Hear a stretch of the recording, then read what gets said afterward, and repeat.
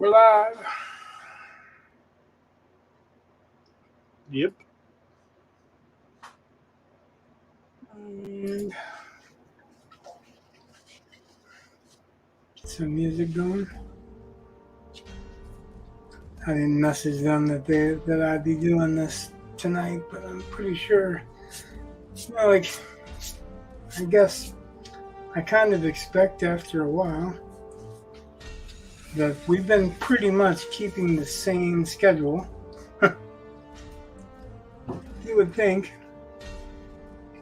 I didn't have to tell anybody what that schedule is anymore. Like any of the people that. Well, my wife still doesn't know the schedule, and I'm on here normally, and yeah, my wife's like, "What are you doing tonight?" Streaming. Oh, is that tonight? Yeah. It's funny. I don't even remember sometimes. Like I want to change up subjects because that's the kind of guy I am. Like, it sounds weird, but like sometimes I'm really into writing, and that's what I want to do, and that's what I want to think about. That's what I want to focus on. And sometimes I'm really into art, and that's all I want to think about, and all I want to focus on. You know what I mean? Yeah. But there's not much going on in the world of actual writing with these things. I mean, like, Brandon Sanderson can get people to watch, but he's really not writing, or it's just discussion about stuff that he likes, and yeah, he's normally signing things, just right, or talking about upcoming deals, or yeah. Yeah, I was watching a stream last night called Pimp My Comic. That's Mandy Summers and Shane Davis, and they are comic skaters. And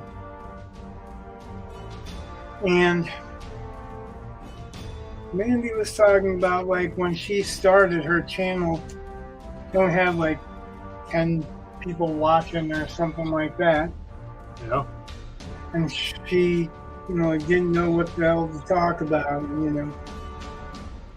Thinking of stuff to talk about was hard. She's got Dale Keown on the show, and Dale's a pretty legendary artist, but he's not doing anything on his channel, even though he's got like 11,000 subscribers or something like that. Yeah. Or 1,300 or whatever. Even if it's 1,300, it's enough to be monetized, Right. But she's talking about, even when she didn't know, she didn't know what she was going to talk about at first. Like, what am I going to talk about? And then she's like, if you don't know what to talk about, promote somebody's comic, promote somebody else's stuff, because that's the way you make it a success, is that everybody pitches in and tries to help. Yeah.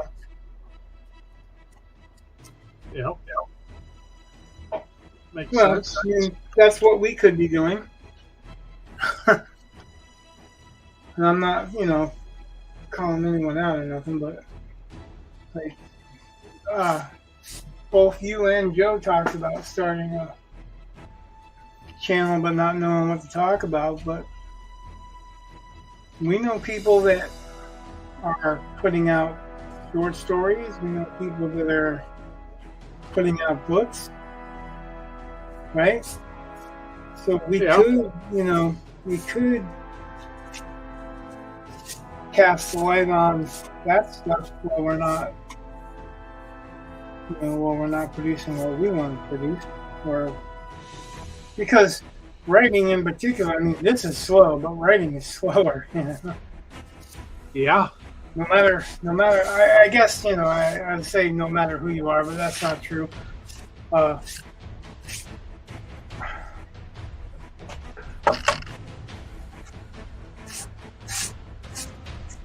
There's a few that I know of, like Harlan. What the hell is his last name? Known for killing everybody, but he's also the guy who wrote the stories that inspired Terminator. And Harlan Ellison? yeah, Harlan Ellison said that he used to sit in the bookshop and he'd read the back of a book and then sit in the window of the bookshop and type out the pages and hold them up to the window to show everybody when he was done with one. He'd write short stories like that. I can't imagine doing that.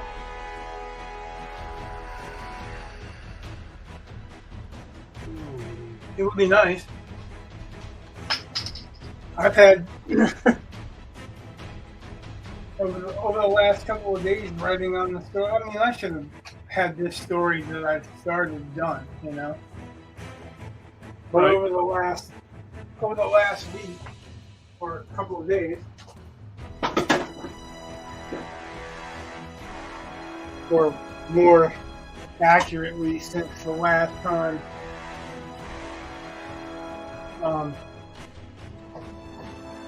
Since the last time you read it, you and Jake read it. Yeah. I was really kind of stuck for a little bit because the original plot didn't have who made an appearance at that point in time. That was a difficulty that all of a sudden showed up, and I wanted to involve magic a little bit, but in a type that's not like this. I don't know what you call it. Like, it's not art.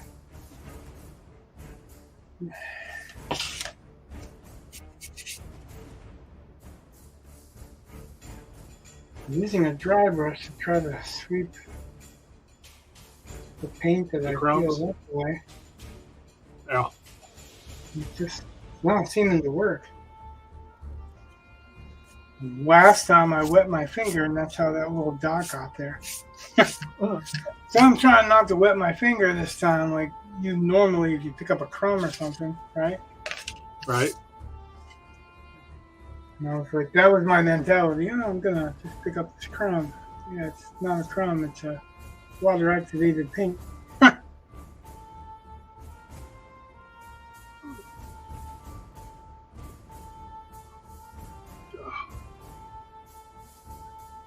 So what was I saying? Probably nothing important, right? Oh, it's taking you longer to write. There's the magic thing. No, it was just something that I hadn't planned on writing that kind of showed up. Like, I'm exploring the characters a little bit, trying to find what makes those characters different than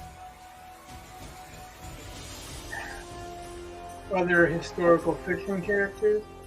Yeah. How bad is that?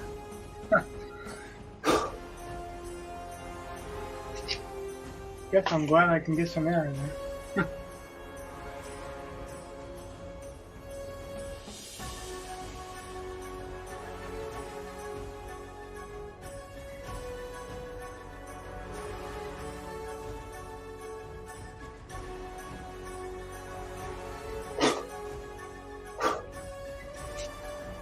That's pretty bad. So this is a very slow process, I guess. Yeah. And you probably had a better idea than me when you were talking about just painting the edges, but... Well, I just thought, you need a border. I was going by example, you know what I mean? Right. I just thought that you want to keep your edges you can clean. match the border, but you can't really do that with her. Like, well, she's too thin. Like, I get it. I'm just saying the mountains are the... It didn't pay off on this either because that's all broken out. Yeah. The mountains, that was yeah, that, like if I did like an edge there and I just didn't go too far over there, Right. That's what I was that's what I'm saying. thinking.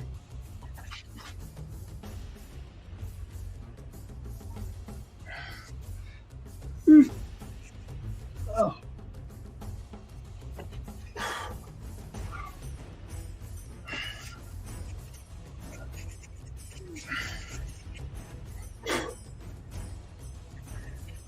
Should, I guess, get a little handheld fan. Yeah, you need one of those blowing on it gets more gone. air Is that- hose. You need like an air hose, just a, Yeah, you know. right. Well, I've got a fan, but it would blow everything towards me. This is kind of hard enough.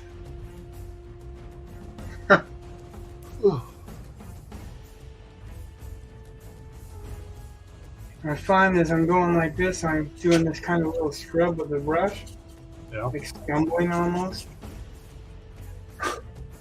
I'm peeling stuff up I wasn't able to by hand. That's helping a little bit. But it's also leaving little paint debris all everywhere. Debris. Not debris. Hey, have you ever read the book Writing Down the Bones? No. It was, I can pretty much say that because I've never heard of that. well, it's a book that I think it was from my first creative writing class in college. That was one of the books we had to read. And it's got some interesting tips, things that I've kept all this time, you know. But some of it's a little hippy dippy. But I don't know. It's just I've been rereading it lately, so I thought it might help some of my students who are too scared to write. So some of I that never book is, got that. I never got being scared to write. well, they're scared of being wrong. That's what it basically How comes can down we be to. wrong? I get that, but they don't. You know, because they're used to having everything that they write graded. You know, I mean, my uncle told me a long time ago, in real life, it's either an A or an F. There is no other grade. And that's pretty much how writing is. It's either going to sell or it's not. That's it. And These days, there's a lot of gatekeepers. I mean, not to interrupt the thought process, because I just wanted to say, these days there's a lot more options than trying to just get published through one means. that's true. But So, again, I mean, you can go on. I didn't want to interrupt you. I just wanted to interject that while I was thinking of it. well, that's. I mean, it's still the same thing. Like, no matter who you submit to, it's either going to be an A or an F. It's either going to be sold or it's not. I mean, that's it. And I mean, then you should go on to the next one, though. I mean, it's not like the story is necessarily bad. That's the things that a lot of people on, you know, the Writers of the Future, a lot of the people trying to win that don't understand it's just one market. There Right. are other markets. And Well- sometimes a good story doesn't belong there. It belongs somewhere else. You know, it's perfectly fine. But One of the students, things I've really liked about Kevin J. Anderson saying that writers write. They don't write one story, they write.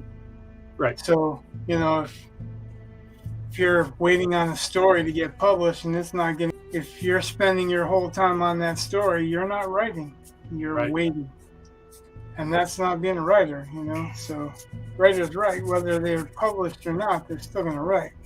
And I kind of love that thinking. I agree with that. Like, you know, it's Yeah, always, it's just along the lines of what you were saying. So, but so many of the students, you know, everything gets graded, and you know, they're just either they've had teachers that just because these a lot of them are my AP students, so they'll write papers in their social studies class and get an A, whereas for me, I'm like, it's maybe a C because it's really not that good. But compared to the other people in their social studies class, it's great. Yeah, or because they're writing an essay for a teacher, not writing for writing. Right, and they need to kind of get beyond that because, like, there was an essay. You have kids that really want to be a writer. Most of them no, but so they're in there because they think it's easy or something. They're in there because they want the college credit. That's what they want. Well, supposedly. So they're in there to try to get college credit. Fine. Which I've got my own kid. I understand that. I don't think he's ever going to be a writer, although I think he could. I think he's better at it than what he thinks he is. But I think that's a parent thing. Well, it is sort of, but I mean, he's kind of following. I'm not saying it's not true. I'm just saying that I think that's a parent thing. We see the best in our kids, and right. We don't want them to quit when we know that they're good at or better at something than they think they are. Well, the one thing I am absolutely positive about Whit is if he puts his mind to it, he'll do it. Like, if he wants to be a writer, he'll be one. But if he doesn't want to do it, there's no convincing him to do it. I can kind of get him to, like, you got to have an A in the class or something, but that doesn't mean he'll ever do it or like it or whatever. So it's got to be his idea. But right. And that's not a terrible thing. It's just, I was telling him the other day, I was like, no, really, if you want to do something, I have full faith that you'll be able to do it. But a lot of these kids, they're so scared of writing, and then they can't take any chances, and they don't ever think.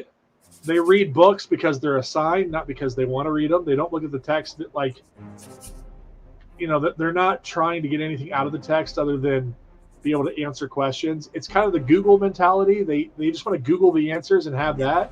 And it's like, yeah, but you didn't read anything. Like, the whole point of this is to just, kind of give you some guidance on the reading. And if you're not doing any of the reading, what's the point? It's a waste of your time. You should, be trying to get the stuff out of the text.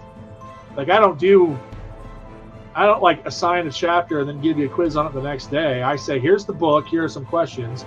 Use the book, answer the questions. Right. Because no one's reading, not memory. Right. Like, I want you to work on your reading skills, not your memory. And so many of them just don't get that. And they don't get the writing stuff. And just trying to get them out of that, this is just the hoop to jump through mentality. I thought Writing Down the Bones might actually be a pretty good book to kind of use in my classroom. So we started doing some of it today. It was kind of funny because one of the things they talk about in Writing Down the Bones is making sure you know your tools. So I was talking about you and how you have like your pencil that you really like, and you have specific tools for specific jobs. And when you care about it, you'll care about your tools. Not that you can't use other tools, right? But that what's good for you. And I'm like, these kids have no idea like what pen to use. They've never thought about it. That's exactly, not even that. Like you're saying, like with writing, there's many ways to achieve good story, and not all of them are perfect prose or whatever. Right. Like I was reading that book that I was talking about, that I at first was saying, "Oh, you should read it," and then I was like, "Yeah, maybe not." It had a great voice. The voice carried me through, and the voice is what they kept me from giving it like a few stars. You know what I mean? Yeah. And I would recommend anyone to read it because it's got a good voice. But I would recommend that when you read it, you treat it like a comedy, because he goes from being a somewhat snooty old man that knows his business to being Mr. Magoo. And I was talking about how they were involving politically correct concepts that weren't really there in that time period. But it's a good enough story if you're reading it like it's a book version of Naked Gun. You know, I mean, it sounds screwed up like that, but it establishes that he's both a reverend and a priest, right? Right. He's ordained in two different religions, and it's in the time period of a lot of the witch trials. Oh, that would not have happened. And he's all, well, you know, that aside, saying he's an academic and he's a secret Catholic, which he is. Okay. Supposedly. Anyway, but he's not going to be saying, oh, women should use their powers to put men in their place. Not in the 1600s. No. Not in the 1700s. Not in the 1800s. It was like, what, the end of the 1800s that women's suffrage started coming along? Yeah. And this is not talk against women.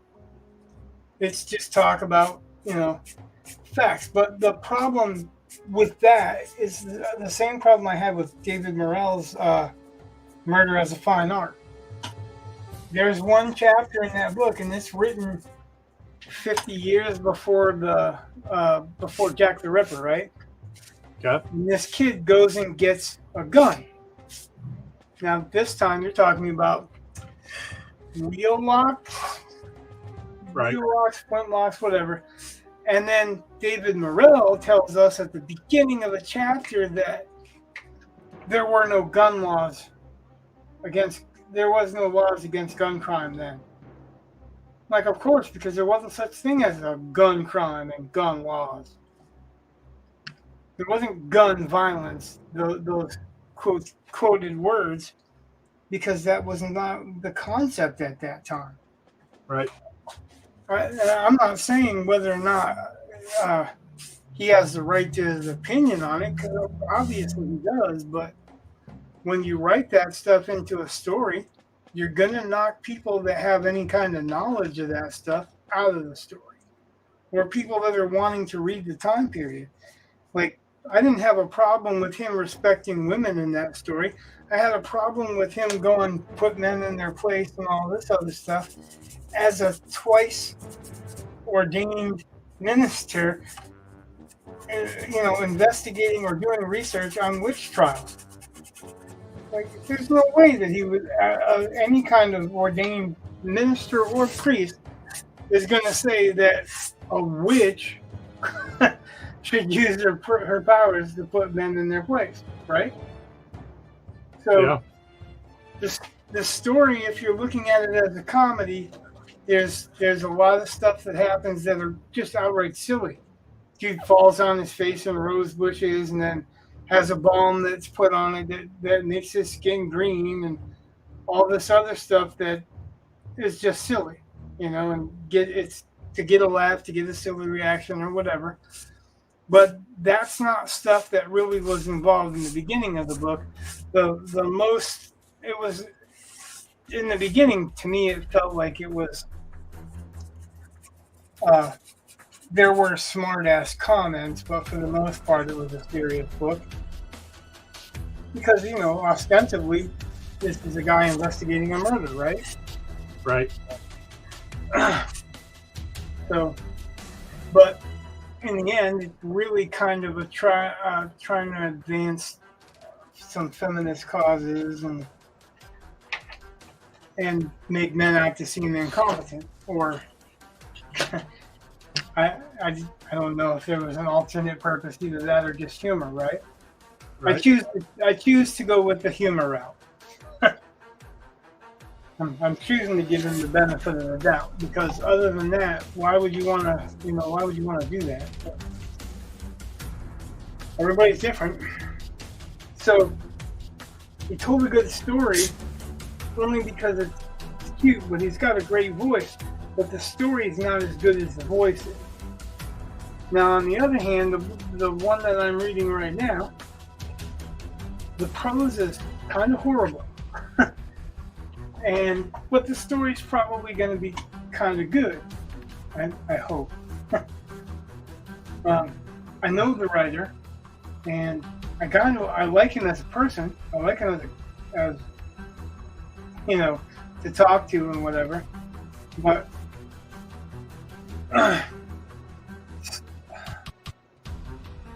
some of the prose is like redundant, and it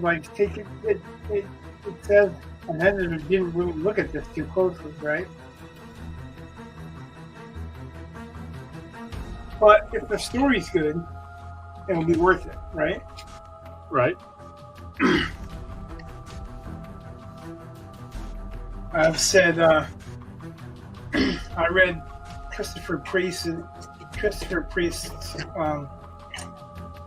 The Prestige, which the movie is based on. It's a totally different entity as a book, even though there's a lot of it's the same thing, and it's not like a. Actually, I shouldn't say totally different entity. It's just a totally different approach, because it is a dual point of view story from one point of view, and then it switches to the other guy's version, right? Right. The prose is much cleaner, but the voice is great, and you can see a little bit of distinguishing between the voices. This is all in relationship to saying that you can write a good story even though you're not writing great prose.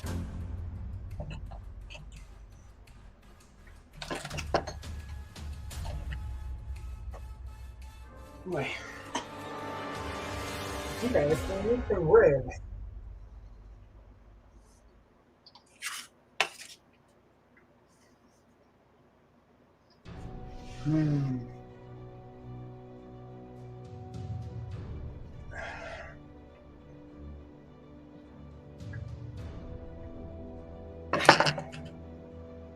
Be patient.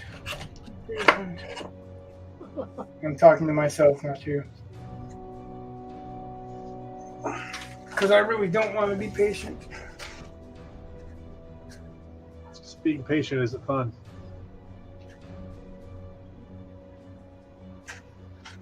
No, it's not so much that it's not fun, but it's more like I want to work on what I want to work on. Right. And I just got to get my brain. I was really enjoying working on the clouds, right? Right. So I didn't mind doing all that work on the clouds and all that. If I'd have known that it was going to peel up like that, I might have approached it with a thinner coats. But I just went all out. I didn't thin that at all until actually I didn't thin that at all. I mixed it. So, yeah. I might have thinned it if I had any idea of how thick it was going to be and how difficult it was going to make peeling that mask off.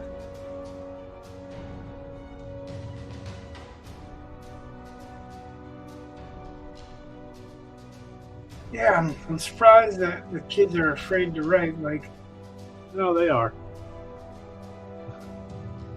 But again, they're afraid of being wrong, and so it's the part of the year where I'm trying to get them to open up.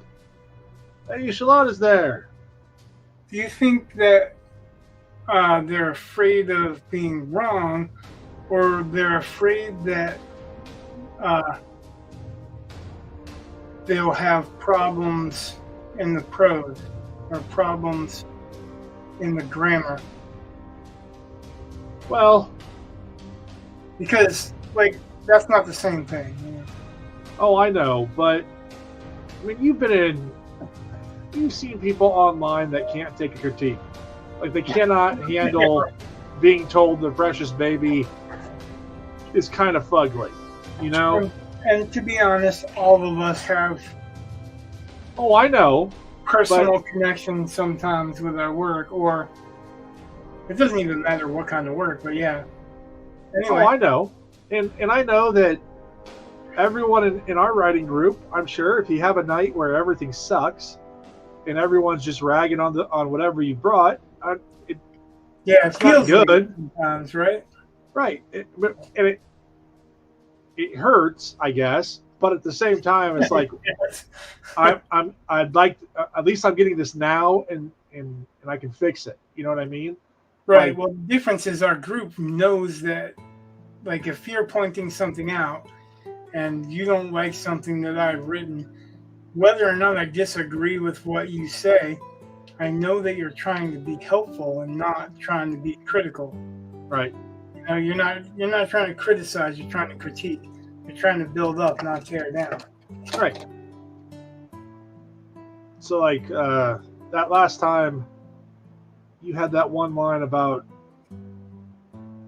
the smell of that woman. I was like, You know oh, what? And that was the thing that you had a problem with, but nobody else did. And right after you said that about that, yeah, in the historical fiction book that I'm reading, it yeah. had something almost exactly like that. Well, It's a scent of a woman, dude, and like you're. It doesn't matter. You don't have to necessarily think of it as the nasty ass after sex. yeah.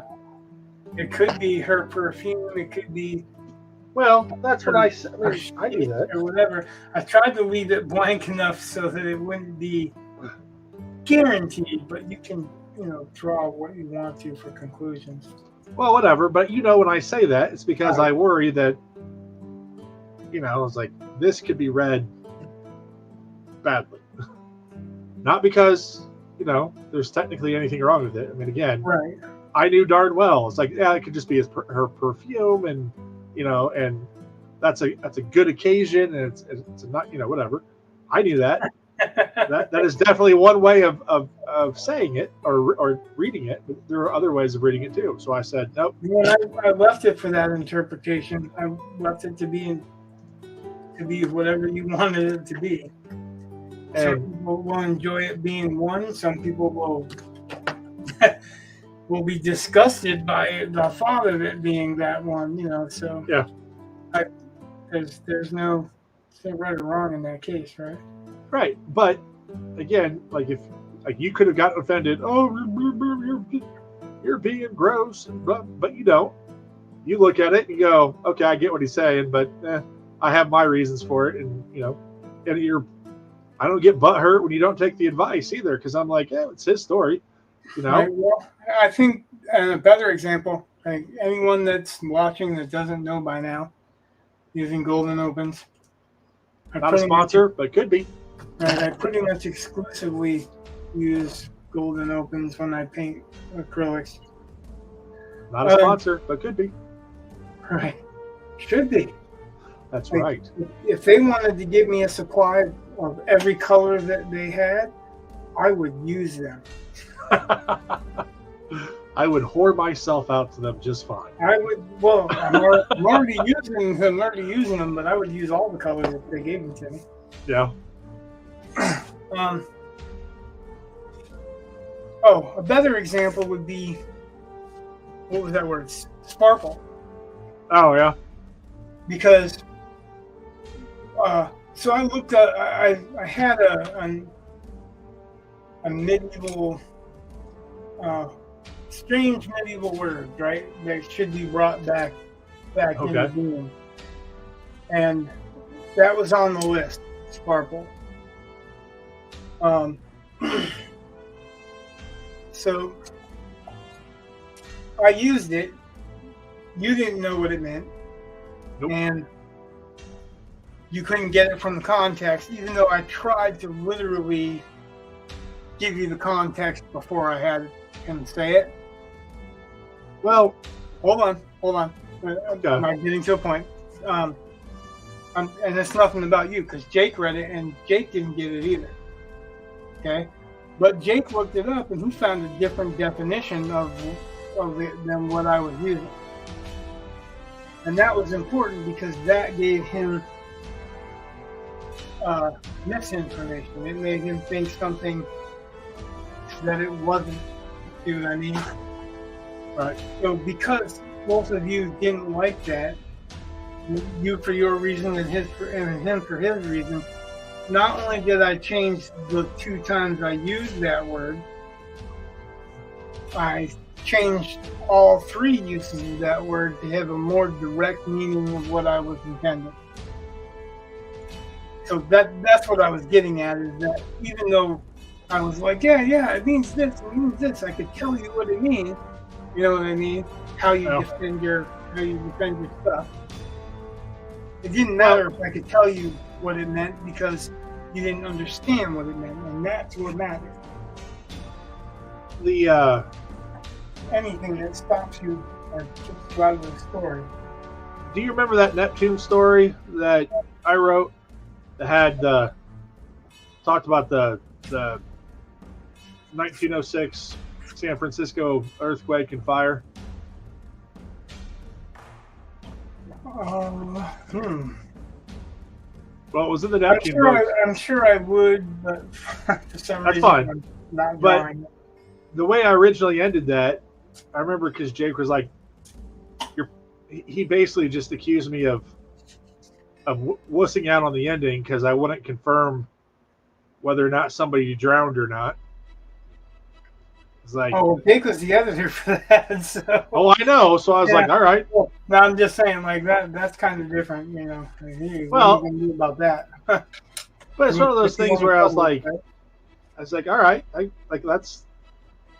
let's work on that. I mean, it's one of those things where I thought it was a perfectly okay ending.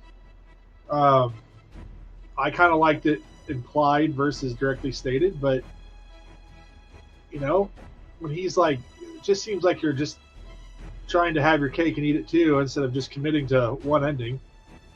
I'm like, all right, fair enough, let's commit, because I knew in my head how I wanted it. Like I knew this character had drowned, so let's confirm. Let's be clear. Let's Yeah, it doesn't hurt anything to be clear. Yeah. Sometimes we were taught, like, the whole time, like, I say we were taught, but when we went through Hat Track, right? Yeah.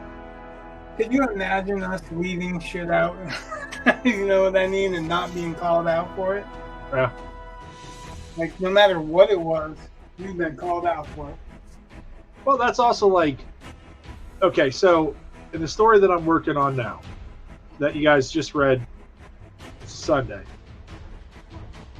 Jake was saying stuff about, like, the point of view was really slippery, which it is, because I had kind of set it up that way. We had talked about that. And, yeah. And one of the problems that had happened, I was waiting to introduce the character's name in dialogue. And it took a while to get to a natural point to introduce the character's name in dialogue. And that's one of the problems with why it has a slippery point of view at the beginning, because you don't know exactly who you're supposed to follow. And in fact, he's the third character name, because all of the characters are introduced in dialogue like a play would, but it's not a play. So that's one of those things where I was like, you know what? I think I'm going to go back and draft 2. I'm going to try just being up front, making it clear it's about, it's from Snurl's point of view, and it'll, I think, fix a lot of those problems. Like, I played with the idea of not doing it, and then I've seen how that works. Like, there are other things in the story I'm like, all right, draft 2, we're going to fix this. But right now, it's just, I just want a draft done. And then I think fixing it, hopefully, will be faster. I see a lot of people that think that withholding a game is actually going to make a difference. And I don't know if I ever really thought about it that way. Like, I have written, he did this and he did that to begin, you know what I mean? And then gone back later on and gone, well, it's his name is this and that. But I don't think it makes a real difference, Like, if you know, like withholding a name, unless that name is like a historical point. You understand what I'm saying? Like maybe I'm fumbling a little bit. Yeah. Like unless that name is something that everyone's going to recognize already, then there's no use in there's no importance in withholding it, unless it's we've mentioned them before in the story, and you don't want to let them know that that's what became of him until you want to let them know that's what became of him. But why would that be important, right? Right. And I just. No, I'm not saying that for your story. I'm just, I'm saying it's like a symptom that I've been seeing a lot lately. It seems people want to hide Right. identities. Like even if somebody's talking to an assassin, and they make it plain that that's an assassin, that's a family member of this family or that family, then why is it important to withhold that from the reader? Right. I can understand why it would be important to withhold that from the victim. You know what I mean? Right. If a point of view doesn't know that information, that's one thing. But withholding it from the reader is actually, instead of creating suspense, it's actually killing suspense. Because, as Hitchcock said, suspense isn't there's a bomb that's going to go off. It's everybody knowing that there's a bomb that's going to go off and seeing the countdown when the person that's on the bus isn't, right? Right. The suspense is because you're concerned for that main character. Right. And I was not trying to create suspense. No. I know. That's why I was saying it's not I'm not talking about you. I'm just saying I noticed it as a trend. Right. But I still think that mine still had some of the same problems. Why am I withholding this guy's name just to put it in dialogue? Right. And that's what I was saying. Like, why are you, unless it's important, the reader will already know who that person is. Well, I mean, I know why I did it. I mean, I can tell you right now, I did it because I started off with a point of view that's not his. And so therefore, they wouldn't know his name. Well, because, he has to show up. That was kind of what I was showing. Right. And I told it from a more distant point of view. So it's not what he sees, because I kind of thought he wouldn't see much. It would be what some other observer would see. Because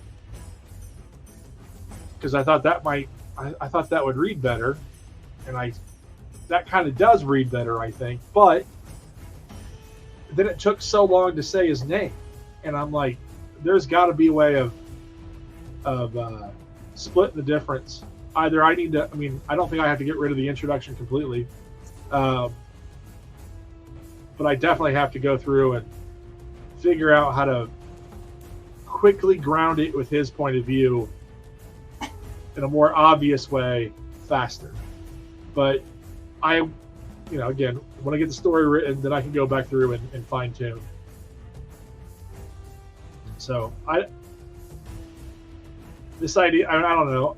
I've tried to get everything right the first time through, and to me, I end up writing the introduction over and over again. And I'm like, nope, let's get the whole story done. Why not do a line space and then switch to his point of view? I don't know. I mean, because you can switch back and forth. It's not head hopping if you give some warning. I don't know. I mean, technically... Hey, I'm just, making suggestions. No biggie. Oh, I know. But it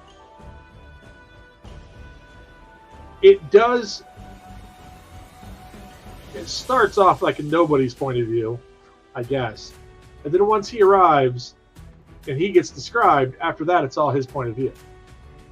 But and that's So probably I took it that it starts off in the kind of old guy's point of view, the druid. well, the Because beginning. I mean, there's the troll. He's there, and yeah, but it's definitely not his point of view. right, and no one else is there. So it's the imp's arrival, and then it focuses in. You know, he assumes the point of view. So I was kind of likening it to in films when you start off with a wide shot and you slowly start focusing in on. Yeah, we were talking about that because Hemingway used to do that. He would go in from above the city and then go in to the Right. neighborhood and then go into the. But I don't think I have time. Either I don't have it. Well, no matter what, I got to look through it again, and I just. So we'll see.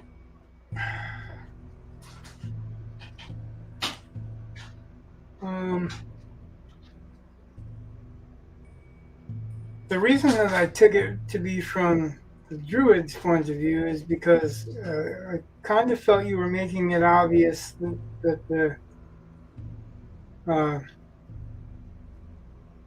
troll, right? Didn't have the capacity, but that was one of the things that I kind of didn't like about it, but that was my own expectations because what I read of the other story, I kind of thought you subverted expectations by making the troll the boss. I didn't think he was gonna be thought he was gonna be a smart troll. You know what I mean? Oh. Something different than what you expect from trolls. Well, that's kind of funny because the rest of the trolls are smart.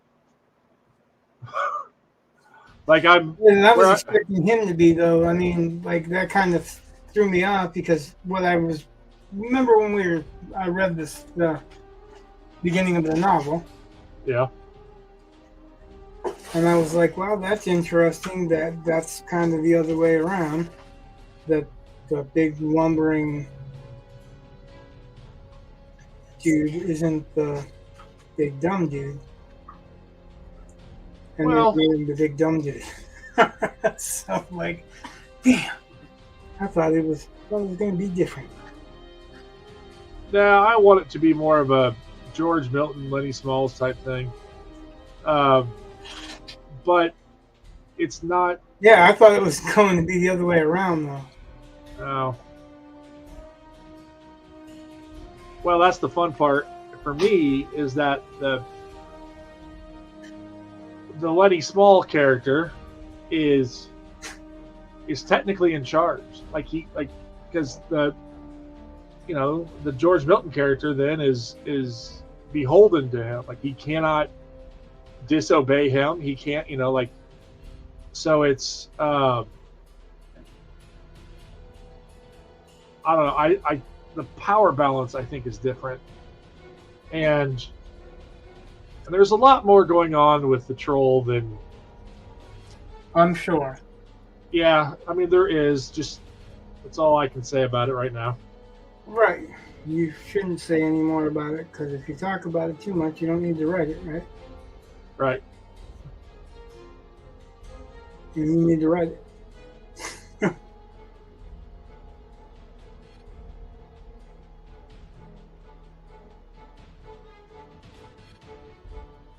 Well, I mean, so in my brain, the troll's kind of he's seen as being special needs, I guess. Although that's really anachronistic for the time period. Right. And actually, not. I mean, if you say special needs, it is. But remember, or I don't even know if you know, but in ancient Ireland, if somebody taunted retarded child or a special needs child Yeah. into doing a crime, it was they who paid for it. Okay, but And the so whole village was expected to kind of look out for him. So when I say not really, I mean special needs is not new, and that they have noticed anything that wasn't right, I'm just saying the terminology common. is a bit anachronistic, but Yeah, the terminology is, but you didn't use that terminology in the story. right. But I mean, I've worked with quite a few kids that are technically special needs and stuff. I have a cousin who has Down syndrome, um, and you know these kids can do amazing things, and they surprise the heck. Yeah, and that's kind of what I want to have with the troll. I want him to be just. I want to play around with that and just let people kind of see how awesome they can be. So, Hey, I'm supportive. I'm on there. well, I mean, it's just how I feel. I'm not really joking when I say I'm supportive about that because I have a personal interest. Right. I have a special needs kid, so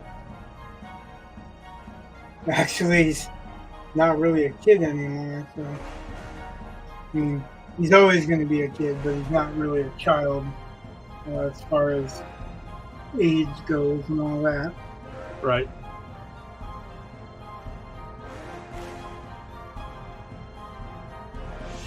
So yeah, that's why I was writing the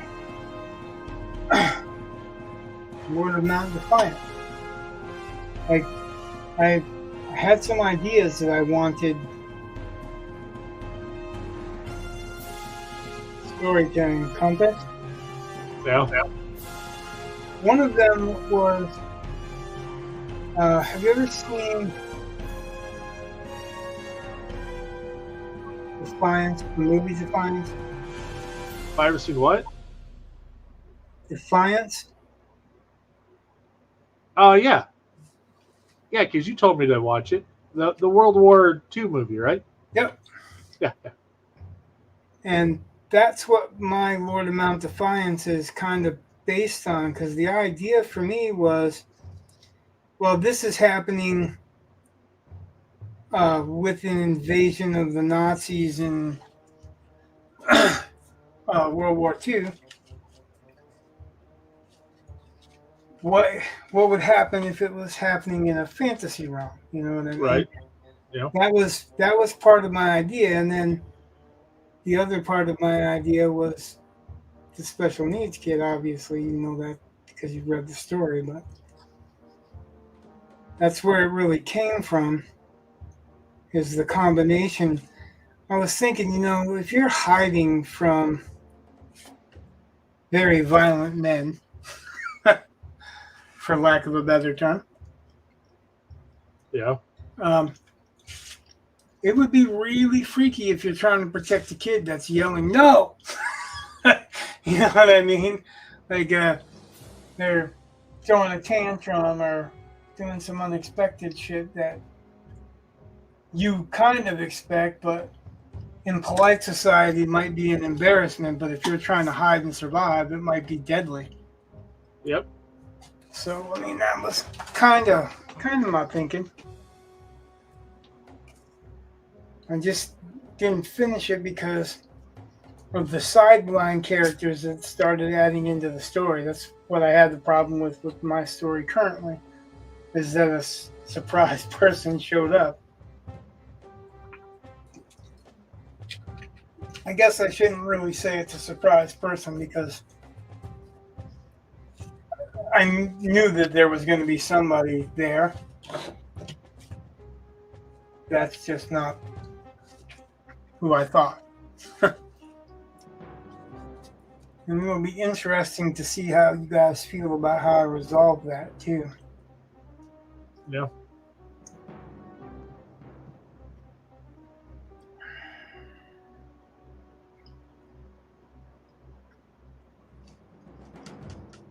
story's not resolved, but that situation is resolved.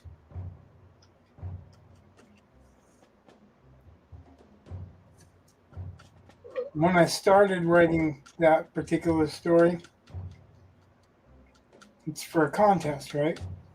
Yeah. So part of the contest is if we like the story, then we'll help you develop it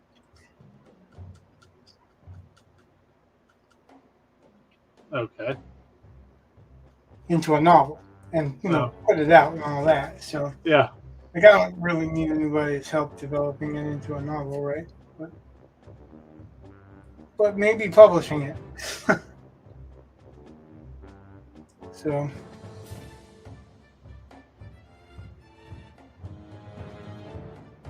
Ooh.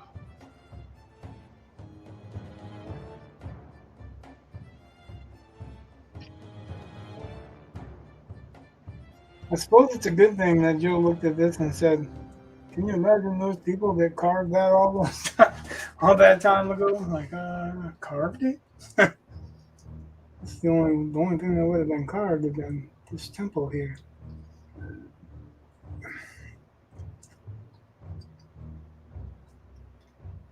Did you know that I am on half your screen, by the way? Yeah, Not that I care. I didn't enlarge myself. I there you go. did know, kind of, but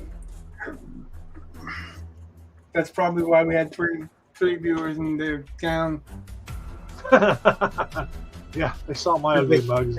They can't see what's going on, is what I was thinking. But. I mean, I guess that's one way to spin it.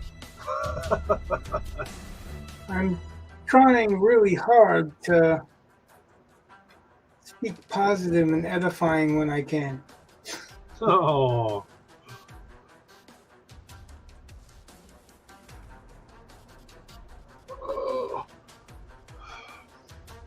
I don't know how long I am for it on this earth, so I've kind of had my snarky time, and it didn't really do me any good. Oh my God! I had a student today, and she wasn't doing anything, and she's got work to do, and she needs to get on it so she can raise her grade. And she's like, "Look, I'm logging in right now." It's like, so you admit that you weren't logged in before? Well, I'm doing it now. I'm like, good, but it's also good to admit that you weren't logged in before, because now you know what the problem is and we can address it. And she was like, "Why do you got to pick on me?" I'm like, "I'm just pointing out your argument." I'm a teacher, and that you're not going to learn without me picking on you. Yeah. Oh, it's consequences to your actions. I'm not even being mean. Like, I'm not yelling at her. I'm not doing anything. I'm just like, "Oh, it's good that you've recognized your problem, and now you're fixing it. That's good." And she was expecting more of an argument or something, or she was expecting me to be, snarky or something. And instead, I was just, "Good. I'm glad you fixed your problem.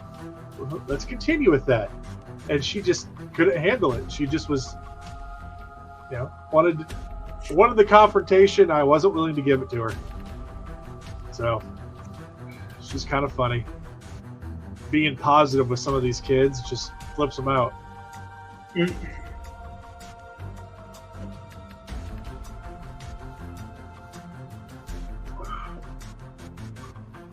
I had a student was getting real loud one day.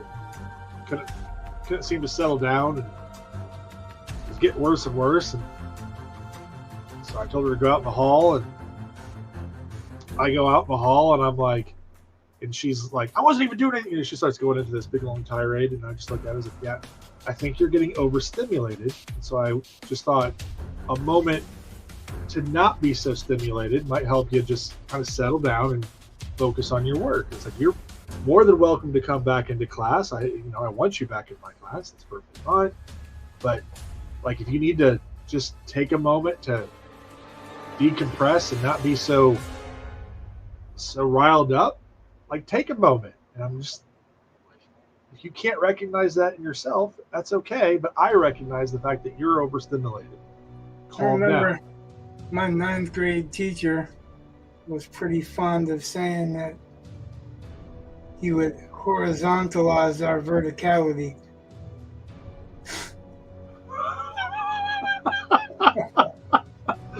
Okay.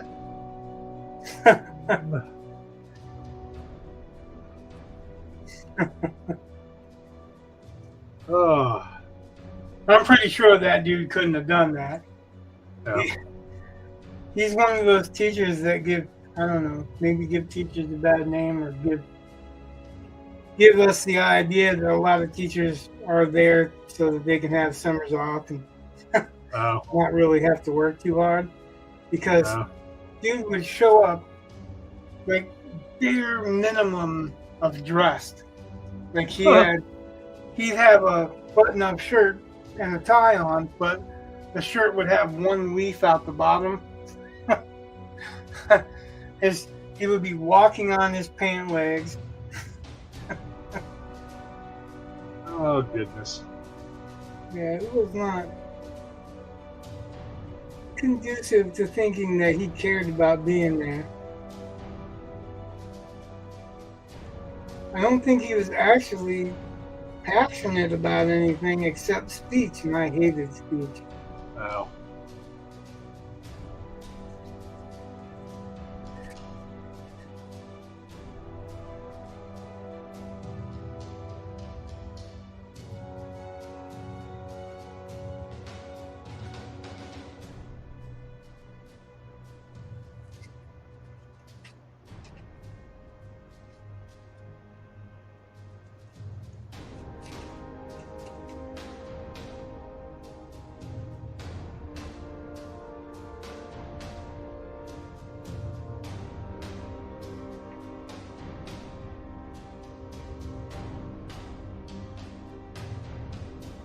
To do was just a little bit too much.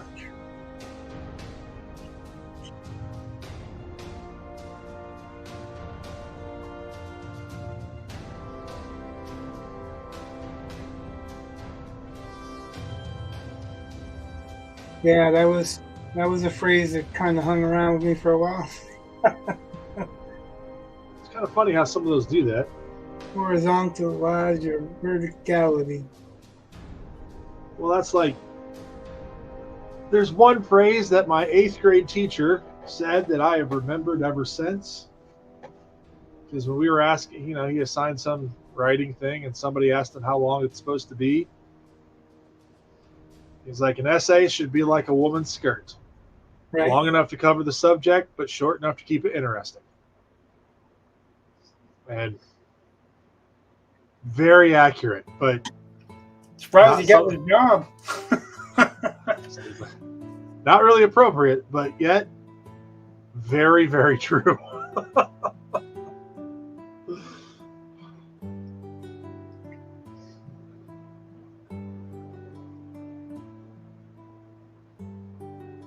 Yeah, I had some of the most screwed up teachers I've ever heard of. We had one teacher that would pick his nose and roll it up into little booger balls and flick it at the kids in the front row. Wow. Another teacher would drop his pencil and look underneath the girls' desks. Oh my God. Yeah, that was pretty common.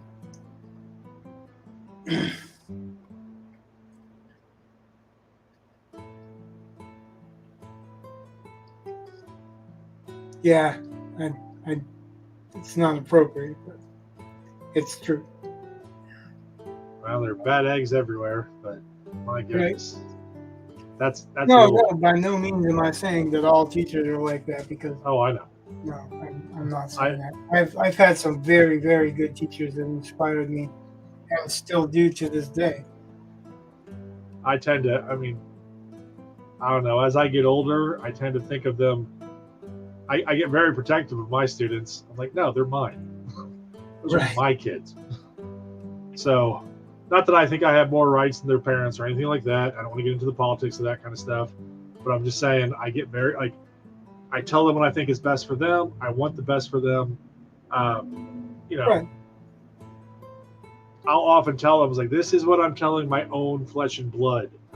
So if I'm telling my own flesh and blood to do this, it means that I really think this is the right thing to do, right? So I'm not telling you one thing and then I'm telling my kids something else, and not like that. So some of the kids understand it, but I don't know. It normally takes a while. The general kids normally take about a semester before they finally catch on, and then they tend to like the class a lot better. But this year I've got freshmen, which I haven't had in a long time, and a lot of people don't like to, they just freshmen, and I'm like, yes, sweet, give me some freshmen. That's great. We're gonna have fun. We're gonna be doing this, and their maturity is a lot like my maturity, so it works. Also helps that I have juniors, which I'm like, yes, those are good too. Those are my people.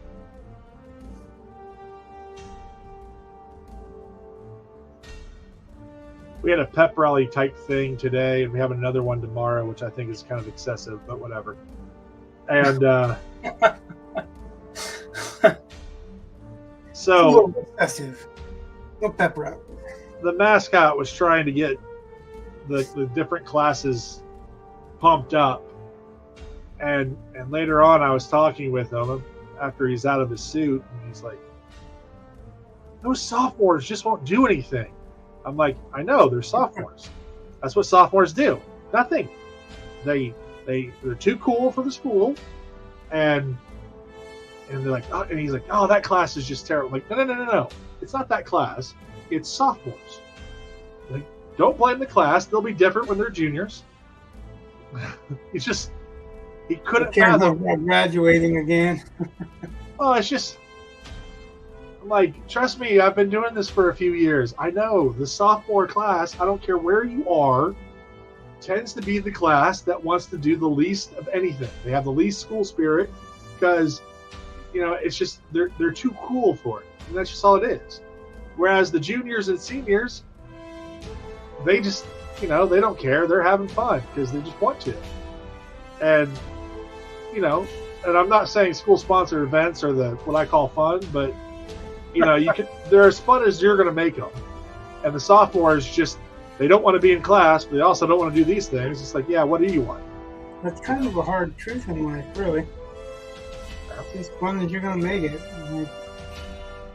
Well, the kids that figure out school is as fun as you make it and don't do stupid things, because again, you can go the wrong direction with how fun you want to make it. There are enough of those problems, but I mean, just, well, I guess I don't think it's the wrong direction in how fun you want to make it. It's the wrong direction in what you think is fun. I mean, your idea of fun is, go vape in the bathroom and come back to class, stoned out of your mind. No, that's probably not the best way of handling things. But yeah, it's kind of interesting when you see the students who realize teachers aren't out to get them. It's like teachers just don't want drama in their classes, and they just want you to, practice the stuff that you need to practice. And but some families just feel like teachers are out to get them, and it's a mentality thing, and or a cultural thing, and you can't necessarily break it. It's just, well, it's part of the job.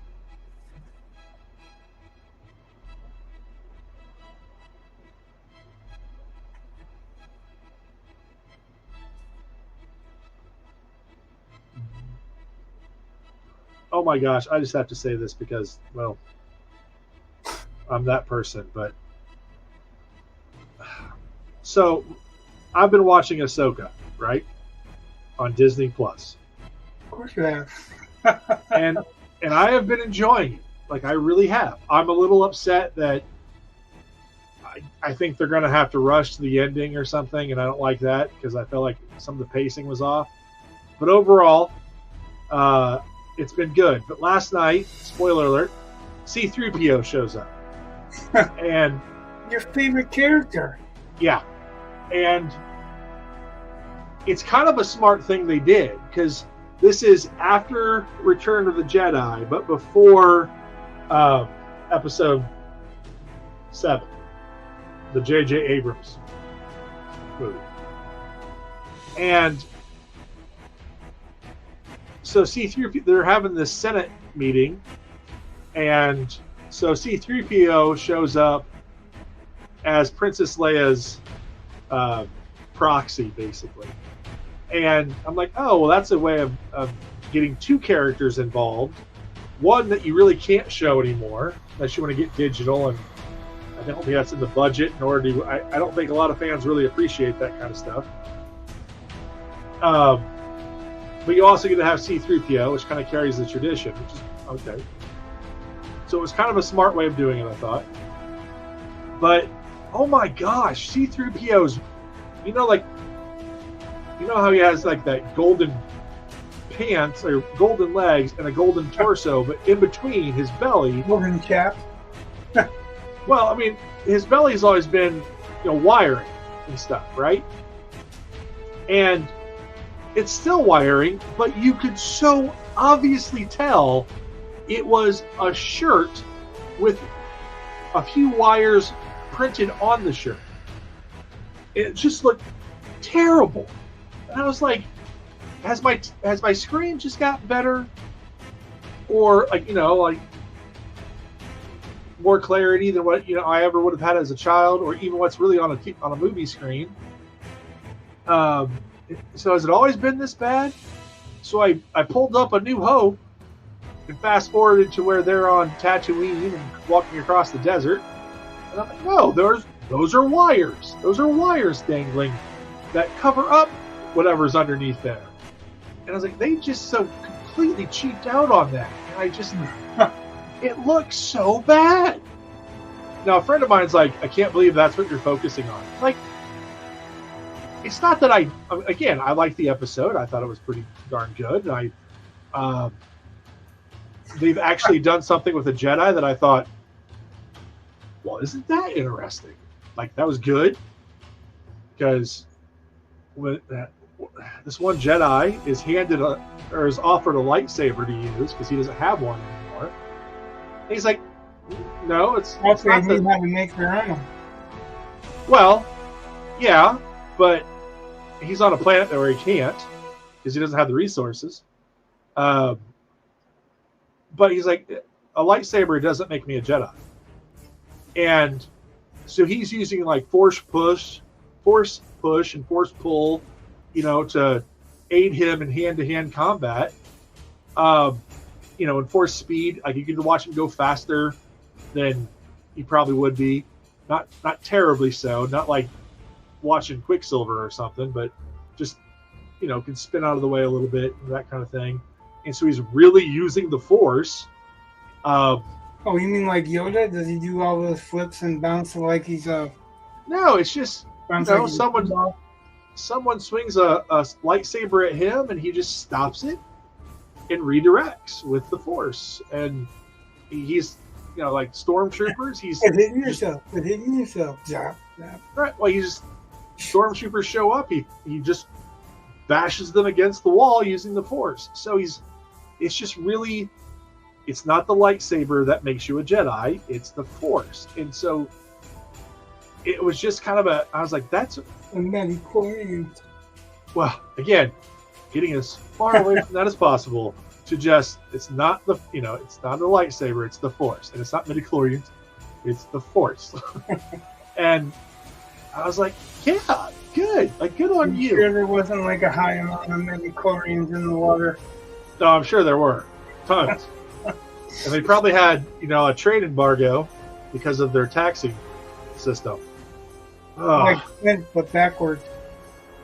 Yeah, well, it's all dumb. I mean, I don't mind saying there's a trade embargo and there's, whatever. Or no, that's all right. I don't have a problem with that. That's not midi-chlorians. Yeah. Well, some people get like, oh, we're having a trade dispute as the main conflict, and I'm like, I think you're kind of missing the point of. Yeah, it's not a conflict. It's a distraction. Yeah. And it's a strategy to do something else, which is the real conflict. But whatever. Yeah, it's used to make the Senate vote in the emperor, right? Yeah. I mean, it's to start a conflict so that it spreads and Senate would Yeah. do anything about it, and he professed to. So altogether, just good stuff, I think. But I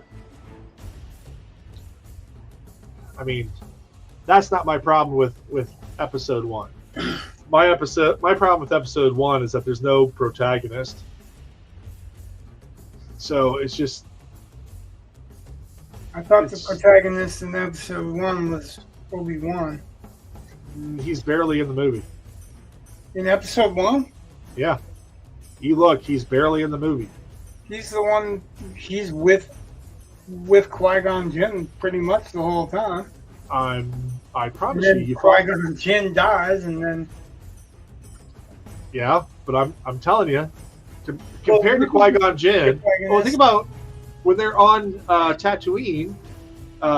Obi-Wan stays on the ship, and so it's all Qui-Gon Jinn. So he's the focus of what's going on there. And some people would say that Qui-Gon Jinn is the protagonist, except for he dies. So that's kind of hard. Can die, but what? The protagonist can die. That's called failing. Yeah, but again, and fail upward, which is supposedly what he did. But I also can see your meaning. But I also, like I said, like if you watch Star Wars, Luke isn't in every scene either, you know? Yeah. I just think that Luke is, for as much as George Lucas wants to retcon and say it was Darth Vader's story, which, like, no, it wasn't. Don't lie.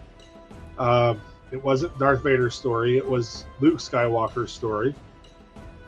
And that's pretty clear and evident. And you look at the sequels; it's clear there's a protagonist. Rey is the protagonist through all of them. But the prequels, it's really hard to pinpoint a protagonist.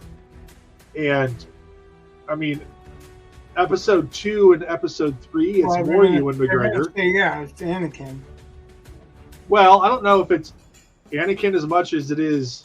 Well, it's Anakin's story, though. So. Well, in 2, I'd say it's definitely Anakin, but by 3, it kind of seems like it's Obi-Wan. But I'm not even sure then. 2 is the one that I hate the most, believe it or not. Oh, it's got that really crummy love story that develops out of nowhere. Well, yeah, that and the fact that they literally, if you watch it, they have the same scene with that crummy love story twice. Yeah. Like I didn't need it the first time, let alone another time. Yeah. So, but I think the biggest, there are 2 main problems with the prequels, and ultimately, I would say that they're probably based on just the one problem of no clear protagonist. I always felt that the prequels just basically tried to do what the originals did, and that's a problem. Well, I don't know. The fact that there can only be 3 episodes, and that's kind of a problem. So you know where you have to be at the end of episode 3. But they start way too early in episode 1. And the promises that were made in the original trilogy. Yeah, that wasn't very believable when Darth Vader turned in the third one, in my opinion. It was not... Was it earned? Well, I just don't believe that he's going to murder the woman that he was basically opposing the Jedi for in the first place because she snuck aboard a craft. And I know, Obi-Wan, blah, blah, blah, but she's Well, still the one that he's supposed to love so much that in episode 2 he wouldn't shut the fuck up about it. yeah. So I mean, it's really hard to go, okay, no, I just, Well, that's because they couldn't develop a relationship. Because again, it starts off creepy. Except for they did develop a relationship. Well, but if they had started off with him being older already, I don't also buy that she died of a heartbreak. oh, that's dumb too. Right, that's what I was saying. Words hurt. Well, and again, I think it's because they have to rush things. That was uncalled for. No, I mean they had to cram stuff in, and then it doesn't quite make sense because, like, how does Leia remember her mother when there's no way she could? Right. And that could have been handled differently. That could have been ended differently. And then we could have, again, I think one of the major promises that were made in the originals was that Darth Vader hunted down the Jedi. He didn't just say, Order 66, and then everyone, all the Jedi are dead. Right. Well, that's lame. That's Obi-Wan saying that fucking Anakin was an experienced pilot, and he was too old, right? Right. And so was Obi-Wan, too old, if you remember. But, and that's kind of one of those things where if they had started with an appropriately aged Anakin, it would have been such a better, like, it could have developed better. It could have fulfilled more of the promises that were offered in the originals, so that, there's more continuity. Like, it just could have been worked out better. But I think it was a major screw up to start too young with Anakin, and a major screw up to not have a protagonist, a clear one. I honestly believe that he intended to start as young as he did with Anakin to get the younger audience. Well, his story is that he wasn't going to go that young, but when he saw that kid, he's like, no, that's who we need to have. And I'm like, yeah, right. Have you seen that kid lately? Yeah, he was looking pretty rough. He is. Huh? He's not a he anymore. Oh, I did not know that. Yeah, they were showing it on some Where Are They Now thing. Well, whatever. And it was like, so it was, like a link on Facebook, so I don't know how much credence to give it, but it was like kind of a Jake whatever RuPaul thingy. Well, whatever. I was like, yeah, that's pretty much, I vomited in my mouth a little bit.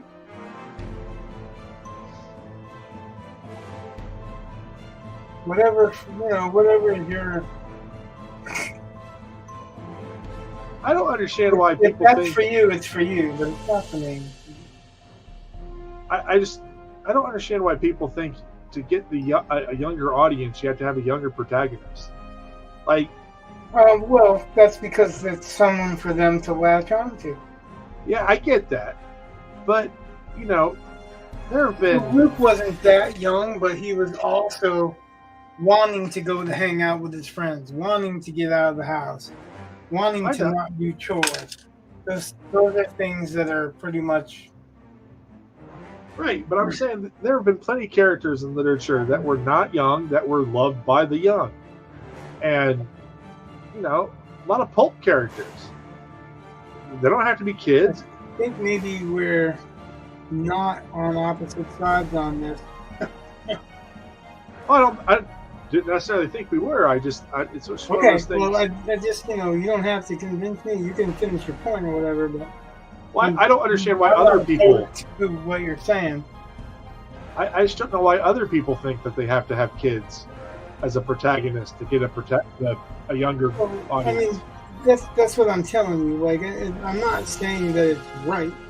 What I'm saying is that's why they think it. Because they think a kid needs a kid to latch onto. They think a woman of color needs a woman of color to latch onto. They couldn't possibly they couldn't possibly like them for who they are. It has to be a color related thing. See what I'm saying? Or an age related thing, or a boy and girl related thing. You know, it's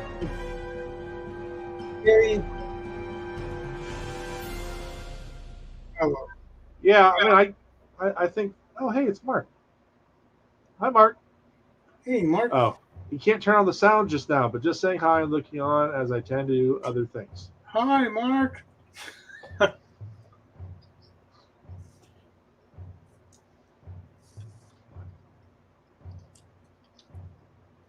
That kind of sounds weird. Hi, Mark. Like Oh, the hi, high Mark. water mark.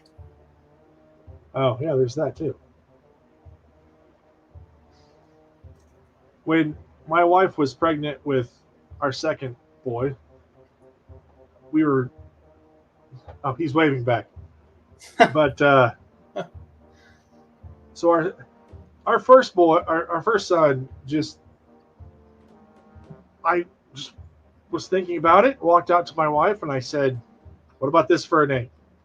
And she was like, "Yeah." Like we had kind of established rules.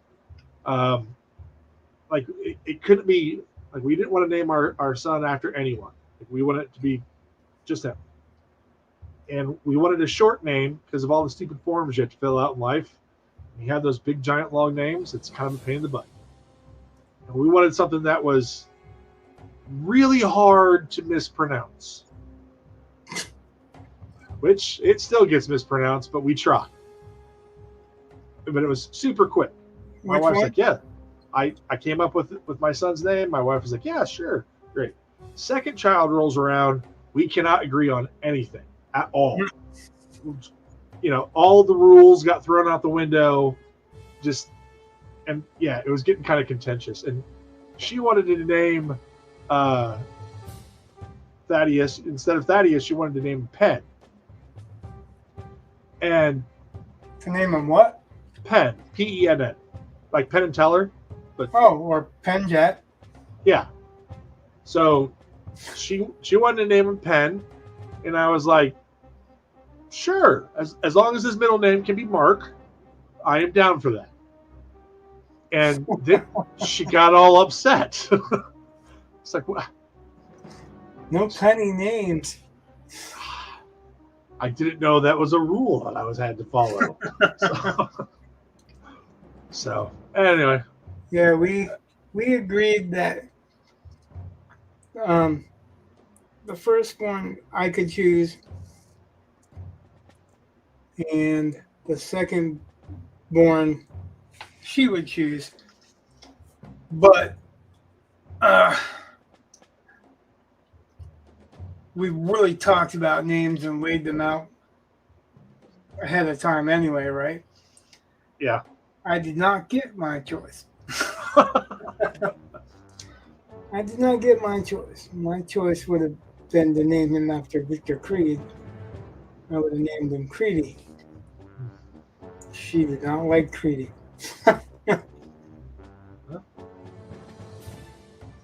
I remember. But our daughter's name, we both that was the first name we thought of for a girl, both of us. So like it was, if it was the first one, it would have been a girl. It would have been this, but that was actually the girl's name that we both liked. So it stayed. I didn't get to name our eldest what I wanted to, but I did kind of get the other names too. Like we both Eli, both of us wanted Eli. She wanted Eli, Eli, and I wanted Elias, like Elyas, like the Robert Jordan novels. I didn't get that, but I could compromise. So it was Elias, but it was Elias. And we gave him 4 names because we knew it was going to be the last one. When my brother was more in the fathering age, well, he never had kids, but you know, back when they were childbearing years, him and his wife, he said that if he had any child, boy or girl, he wanted to name it Riley Appomattox. I don't know where he came up. I mean, I know what Appomattox is, but it's just a weird thing to want to name your kid. But Yeah, I agree. But then the fun part is that name has grown on me as I've thought about it over the years. Like, there's a certain flow to that. Like, I could use that for a character's name sometime. But Joe's sister, yeah, she had all girls, but all of her girls have uncommon names. Like, it was in that era where nobody wanted to name anyone a normal name. So she's got a Symphony, she's got a Jade, she's got a Eternity Reigns, she's got a Majestic. She got nobody that's just a regular name. Oh. I wonder how they feel about that. You know what I mean? Because I know a lot of kids don't like what their parents chose to name them. Well, I mean, kids are going to make fun of your name no matter what it is. But no, that's not what I meant. But I was just saying, like, I know a lot of kids that they're not even kids, like kids in my day that didn't like their names. They didn't like the name that the parents had chosen. Well, my boys have complained about their names before, and I'm just Well, your boys' names aren't really regular names either. You know, they're not like crazy out there, but right. I know I wanted them to be somewhat unique. You know, I have 3 Calebs in one class right now. Like, every once in a while, you just get these waves where you just get 5 or 6 of the same kid of the same name. Like when Legends of the Fall came out, everybody started naming their kids Tristan. Yeah, stuff like that. Like, you can just watch it go through in cycles. And I was like, I don't know anybody named Wit, and I like there's a bit of a pun there. You know, so I think it's a great name. Like, I don't think it's hard to pronounce. I don't think anyone's going to mistake you for something else. I don't think it's a name that on a resume is going to get you discarded automatically. Like, I think it's memorable without being too memorable, you know? Or distasteful. Yeah. Well, I mean, I don't even want to pass judgment on it. Just sometimes it's like, I always wanted to, you know, like, be careful, because my last name is Ware. Yeah. Well, there are certain things you don't want to name kids. Like, I wouldn't name my daughter Silver. You know, I mean, even though, in all honesty, she's going to get married someday probably and change her name. But, you know, like, my mother-in-law used to say, don't name a boy Noah. I'm like, so many people that would pronounce that way. Well, yeah. When it's hard to figure out how, you know, like, it's like you thought of a name and you vomited a whole bunch of extra letters into it. Well, she was saying don't name him Noah Ware because it would sound like nowhere. But right, I know. I don't think I wouldn't have gotten that out of it. I wouldn't have come up with that. That was just her sense of humor, though, you know. But I wouldn't name a kid anything that I thought was gonna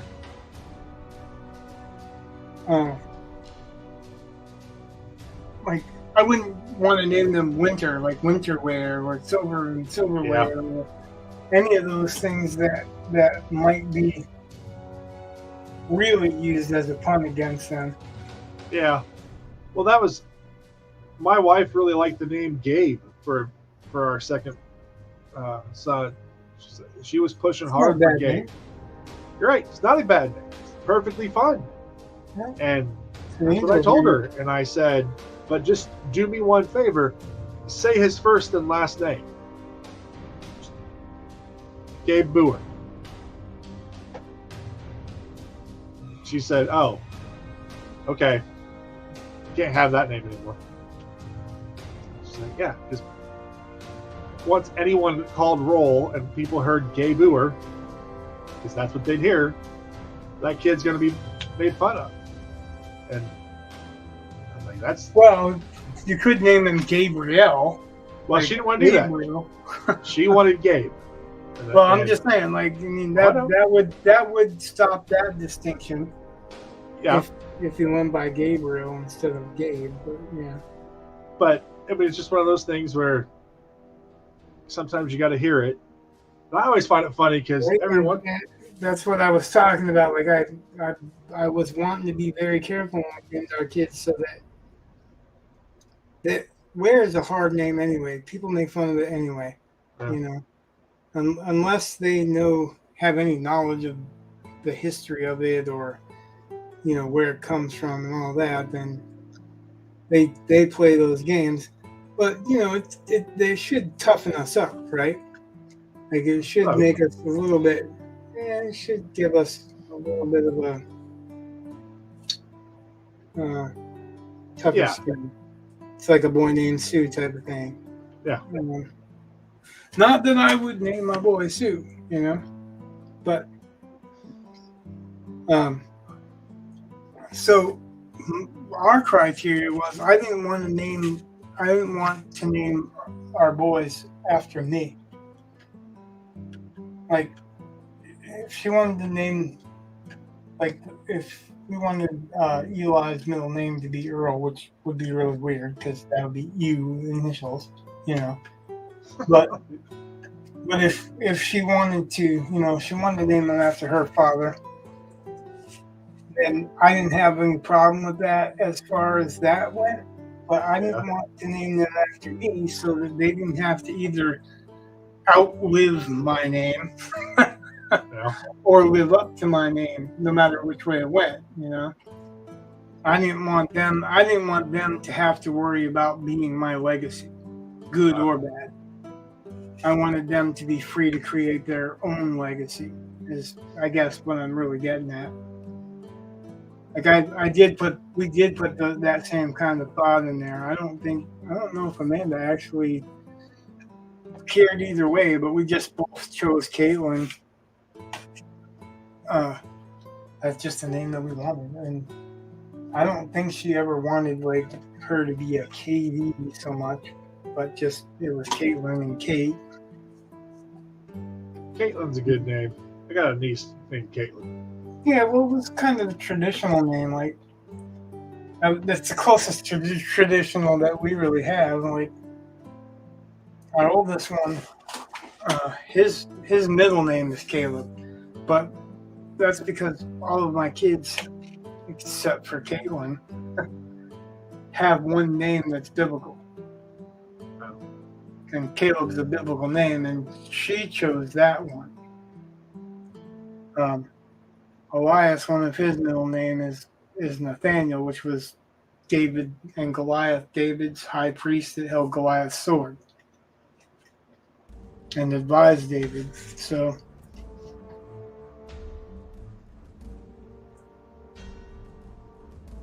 I have another child from a previous engagement, and his middle name is Adam because he was my first.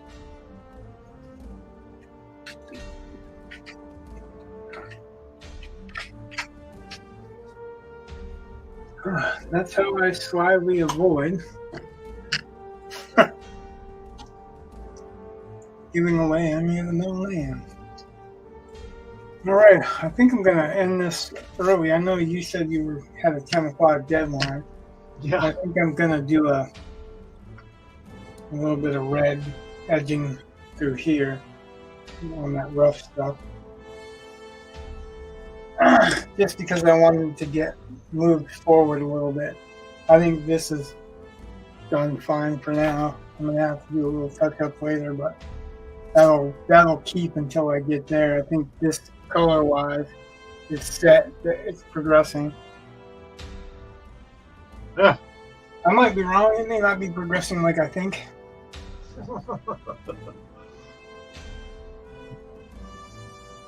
I am perfectly willing to admit that I might be wrong. I know. It's not that common. And I'm one of those people that I'm not afraid to do it.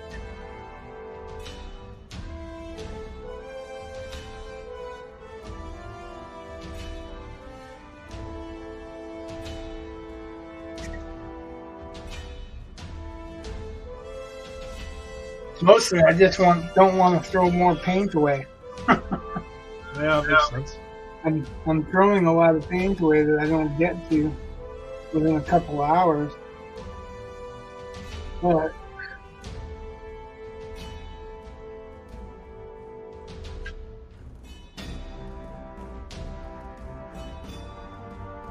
it does stay dry if you actually hit it with water every single day. But What?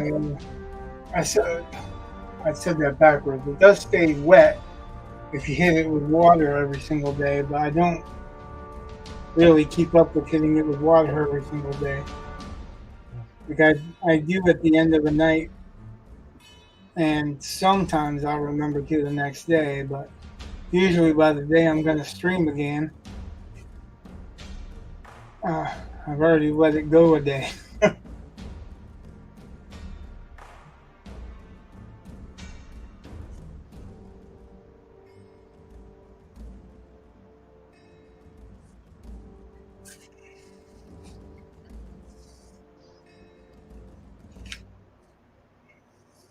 Anything new and exciting other than you guys won or your team won? Yeah. Well, You told me, but you didn't tell any of the viewers. Yeah. Not that you want to. well, I mean, it's kind of funny, but I was saying, I'm sorry, I forgot, but when I said that, right, you were talking about it's a nerd thing. yeah. And because you said that, now it reminded me when we were talking about it just before we went live. I was saying we were at Walmart earlier, and they have a display for makeup for Harley Quinn, and there's Harley Quinn and Poison Ivy on the display. Yeah. And I said something about it to the degree of what we have here is homicidal maniacs being used to sell products as if that was a good thing. And she's like, who drew that? I'm like, I don't know. It's licensing stuff. They don't really sign what the licensing stuff is. And she said that she liked that she could ask me because we had some deep knowledge ahead of the rest of the guys or something. Something to that effect. But it was, the nerd knowledge. What's that? Oh, hot and nerdy.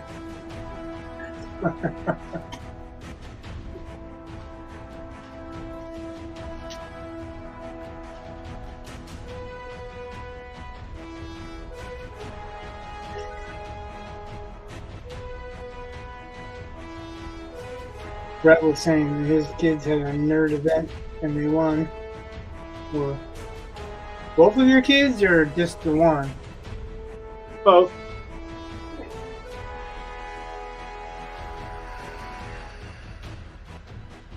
What was the event? Say that again? What was it? I can't remember what it was. So. What, my kids' names? No, the event. Oh, Quiz Bowl. Quiz Bowl. Yeah. And I was saying, not to be confused with Quizzy Bowl. Okay. I should have remembered it from that, but Yeah. local cue failed me.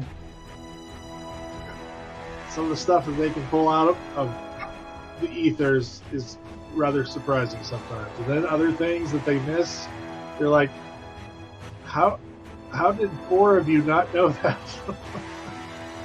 So, It's just one of those things. Different knowledge sets, I guess, or working knowledges. Anyway, Right? oh, we've hit my bedtime, Rich, at Yeah, 10:01. I'm just about done. I'm just doing these edges. So, have a good night. Thanks, Bye man. bye. Talk to you later.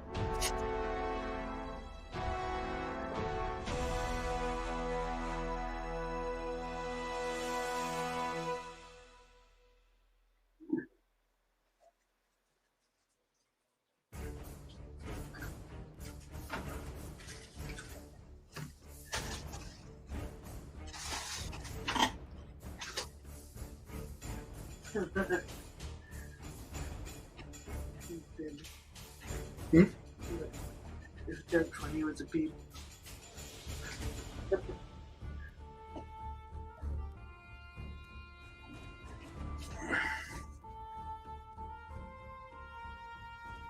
That's Ed and Eddie. That's Double D. It's the Double D peep.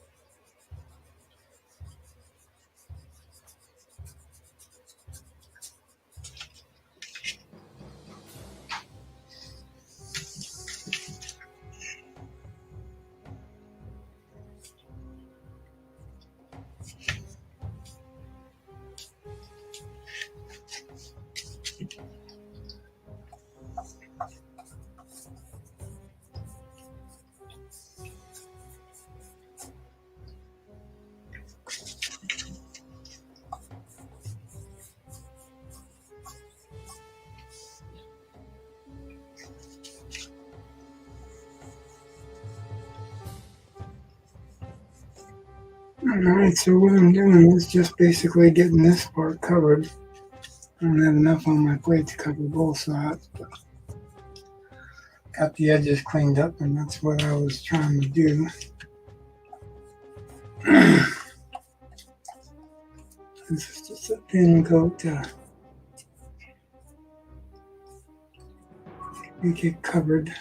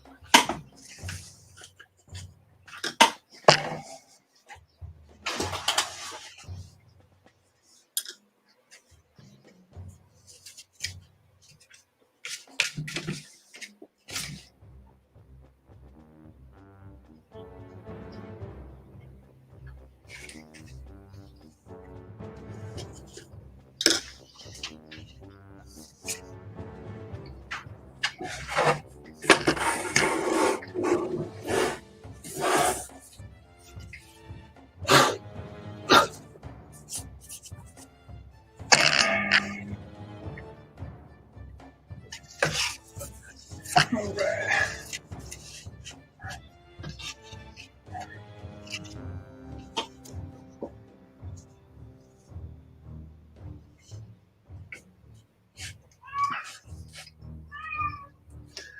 Still in ugly phase, but getting there. Guess the main thing today is we got the backdrop done. So we got that done. We got these done. Working our way forward to here, and then we're going to clean up.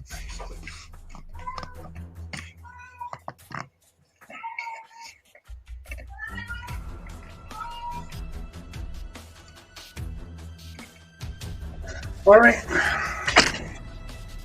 That's it. Thanks everybody for watching. If you like what you see, hit like and subscribe. Give us a shout out. Leave us a message.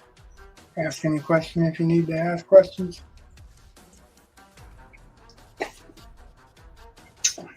Good night. God bless. Love you all.